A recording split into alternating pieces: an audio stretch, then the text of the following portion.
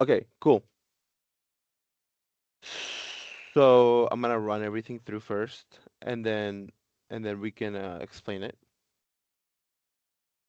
So I just added the thing to finish it, the semicolon, and I just run through the commands and then see that all the expected results are there.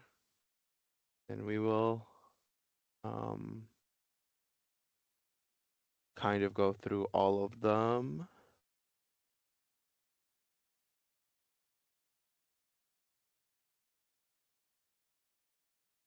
Just trying to make this quick, keep it under 5 minutes.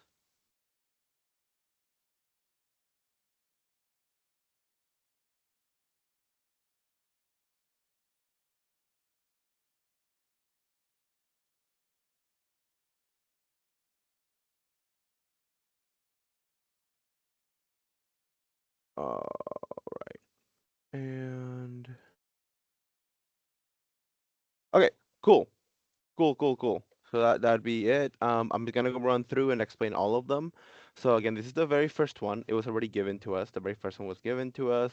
We define a custom type that has two constructors, an empty list or a uh, constant of one element and then the rest of the list. So like the head, then the rest of the list, right? This calls it makes a recursive call on its own operation on its own list until it's empty. So it's a recursive type, right? And then for the second one, we have a function to return the product of all integers. So, and if it's empty, we return one, right?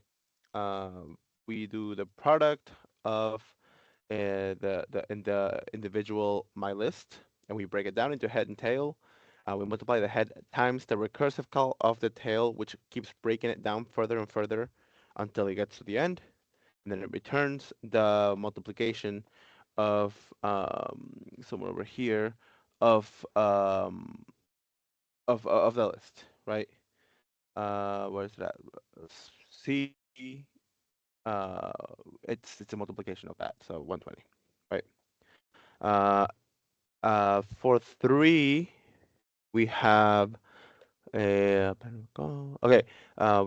We are appending two lists together, right? And we have an empty case where if it's empty, we just return the if one of the lists is empty and then the other one isn't, the second list isn't, then we return that second list, right? We don't need to modify it. We don't need to change anything about it. Then we append. We have this one again. It's just breaking down the list into this is the list B and this is the first list, right? And then we just do a recursive call on the tail and list B, keeping a const of head, creating a new list, carrying a new list, and then recursively rebuilding it back up. So and then we recursively break down the list and then add the list B is not touched. For the fourth one, we return the input of the list backwards, right? We take the list and we append it in the recursive case. We grab the head, pass the tail in.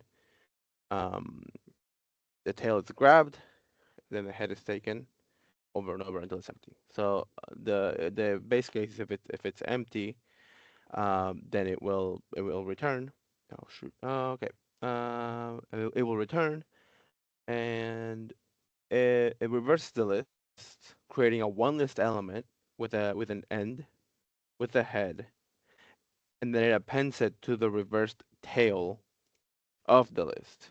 It just continues until the base case is reached, and then it's empty. So yeah, and then if there's any questions on any of this, let me know. I actually had kind of a lot of fun doing this one specifically, and